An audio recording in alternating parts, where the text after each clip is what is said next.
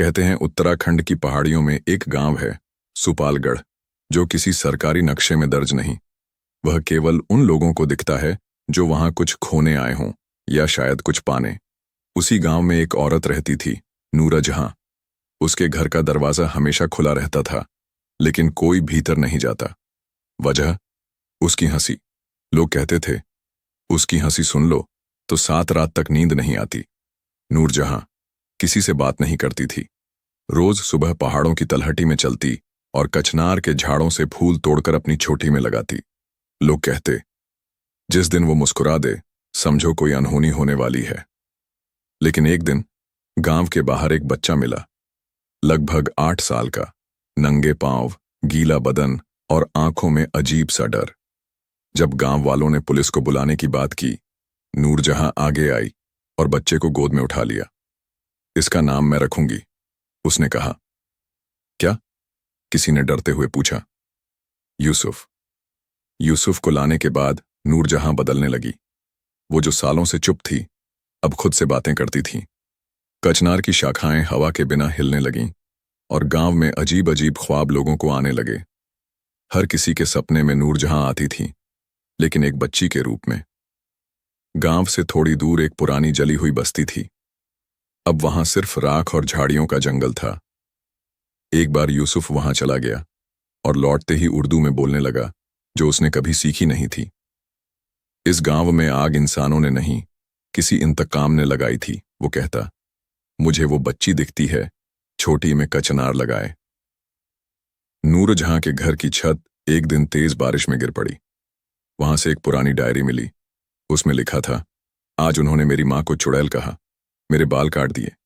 मैंने कसम खाई है, जब मैं लौटूंगी हर वो आवाज बंद करूंगी जो मेरी हंसी पर हंसी थी। डायरी पर नाम था फातिमा बानो और तारीख 1912। नजमा बुआ, गांव की आखिरी बुजुर्ग महिला, एक दिन नूरजहां को देखकर कांप गईं। तू फातिमा है ना? नूरजहां मुस्कुराई, वही कचनार वाली मुस्कान। फातिमा मरी नहीं थी चाची, उसे छुपा दिया था उसकी अपनी हंसी ने। और ये बच्चा? चाची ने कांपते हुए पूछा। ये मेरी गवाही है। एक रात गांव में ऐसा अंधेरा उतरा जैसे चांद ने आंखें मूंद ली हों। हर घर की दीवारों पर बच्चों के हाथों के निशान थे, गीले। नूरजहां और यूसुफ के गायब हो जाने के बाद गांव जैसे किसी चुप्पी की गिरफ्त में आ गया था। हर रात लोगों को एक ही सपना आता, एक पहाड़ी रास्ता जिसमें कचनार के फूल हवा में उड़ रहे होते और उस धूल में नंगे पांव चलती एक औरत जिसकी पीठ पर एक बच्चा सो रहा होता। उसके माथे पर कोई सिंदूर नहीं था, पर उसकी चाल में मातृत्व की गूंज थी, और जब वो रुकती तो सिर्फ एक मुस्कान बिखेरती। लोग नींद से जागते, पसीने से तरबतर, पर होठों पर वही शब्द होते, कचनार। गांव के बाहर जंगल के किनारे एक बूढ़ा बाबा रहता था। लोग उसे सराय वाला बाबा कहते थे वो कभी शहर में स्टेशन मास्टर था, पर एक दिन स्टेशन छोड़कर इस पहाड़ में बस गया। जब कोई उसके पास जाकर नूरजहां की बात करता, वो बस यही कहता, जब इंसान की हंसी को बंद कर दिया जाए तो वो हवा में शामिल हो जाती है, और हवा कभी रोकी नहीं जा सकती। और वो बच्चा? किसी ने एक बार पूछा। बाबा की आंखें दूर देखने लगीं। वो तो एक कविता है जो अधूरी आत्माओं को मुकम्मल बनाता है। नूरजहां की सबसे पुरानी सहेली थी मीनाज, जो शादी के बाद देहरादून चली गई थी। जब उसे नूरजहां के गायब होने की खबर मिली, वो महीनों बाद गांव लौटी।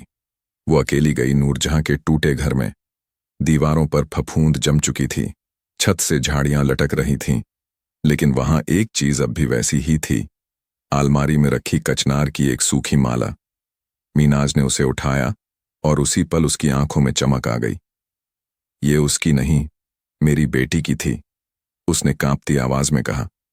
मेरी बेटी यूसुफ से 3 दिन पहले गुम हुई थी। गांव की बुजुर्ग महिलाएं अक्सर एक गीत गाती थीं, जिसे बच्चे खेलते वक्त गुनगुनाते। कचनार की डाली बोले, न छूना हंसी की झोली, जहां हंसी गिरी थी जमीन पे वहीं फूली थी वो बोली। किसी ने कभी सोचा नहीं था कि ये गीत कोई चेतावनी हो सकता है, लेकिन मीनाज को यह गीत नूरजहां की मां की आवाज जैसा लगता था। उसे यकीन हो चला था, नूरजहां, फातिमा और यूसुफ, ये तीनों एक ही कहानी के अलग अलग पन्ने थे। और कचनार, वो सिर्फ एक फूल नहीं, एक गवाह था। गायब होने के 1 साल बाद गांव की हर लड़की की आंखों में अजीब तेजी आने लगी।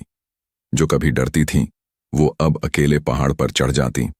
जो कभी हंसने से कतराती थीं, वो अब जोर से हंसती, जैसे उस हंसी में कोई जंग लड़ रही हो।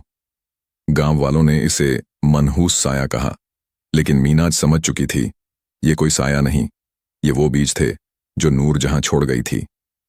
एक धुंध भरी सुबह गांव के मंदिर के बाहर एक बच्चा खेलता दिखा। उसे कोई नहीं पहचानता था, लेकिन उसकी आंखें हूबहू यूसुफ जैसी थीं। जब किसी ने उसका नाम पूछा, उसने मुस्कुराकर कहा, मैं कविता हूं। कविता? एक बुजुर्ग ने पूछा। हाँ, उसने कहा, जिसे पढ़ना हर कोई चाहता है, पर समझ पाना सबके बस की बात नहीं।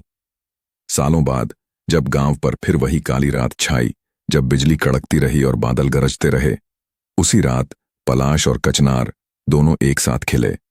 गांव की एक लड़की ने उस रात एक परछाई देखी, पहाड़ी पर चलते हुए।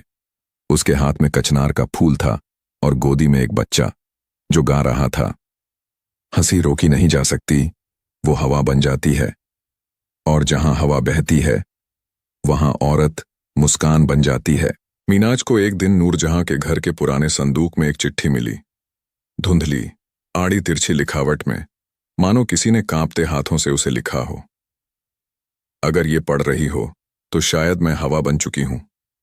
मुझे पता है, लोग कहेंगे मैंने गांव को धोखा दिया, लेकिन सच्चाई ये है, मैं इस गांव को बचा कर गई हूं। मेरी हंसी को रोका गया था, मेरी मां को जला दिया गया था, और मेरा बेटा, वो मेरा नहीं, वो उस साए का उजाला था जो हर लड़की के भीतर दबी थी। मैंने उसे जन्म नहीं दिया, मैंने उसे याद किया था, और वो लौट आया। अगर गांव दोबारा फूलों से भर जाए तो समझ लेना, मेरी मुस्कान लौट आई है। बरसों बाद जब सुपालगढ़ अब भी नक्शे से गायब था, एक फोटोग्राफर उस इलाके में आया। वह बादलों और फूलों के रंगों की तस्वीरें लेने निकला था, और तभी उसे दिखा, एक ऊंचाई पर बैठी एक औरत कचनार के फूलों से बनी माला पहने हवा में कुछ गुनगुनाती हुई। पास जाकर पूछा, आप यहां अकेली? उसने मुस्कुराकर कहा, नहीं, मैं तो सबके साथ हूं। फिर उसकी आंखों में वही तेजी थी जो यूसुफ की थी। सुपालगढ़ में आज भी जब कचनार के फूल झड़ते हैं, गांव के बच्चे उन्हें उठाकर अपनी जेब में रखते हैं, और हर नई लड़की के जन्म पर गांव की बुजुर्ग महिलाएं कहते हैं, एक और मुस्कान लौट आई है। अब कोई नूरजहां को डर से नहीं याद करता। अब लोग कहते हैं, वो पहली औरत थी जिसने अपनी हंसी को गुनाह नहीं बनने दिया। पहाड़ों की चोटी पर एक छोटी झोंपड़ी है, अंदर दीवार पर एक कविता लिखी है जिसका लेखक कोई नहीं जानता। जिसे रोका गया उसने बहना सीख लिया, जिसे जलाया गया वो राख में भी महक गया, और जो हंसी दबा दी गई वो फूल बनकर लौट आई। कचनार की मुस्कुराहट। ऐसी और रोमांचक वीडियो देखने के लिए चैनल सब्सक्राइब करें।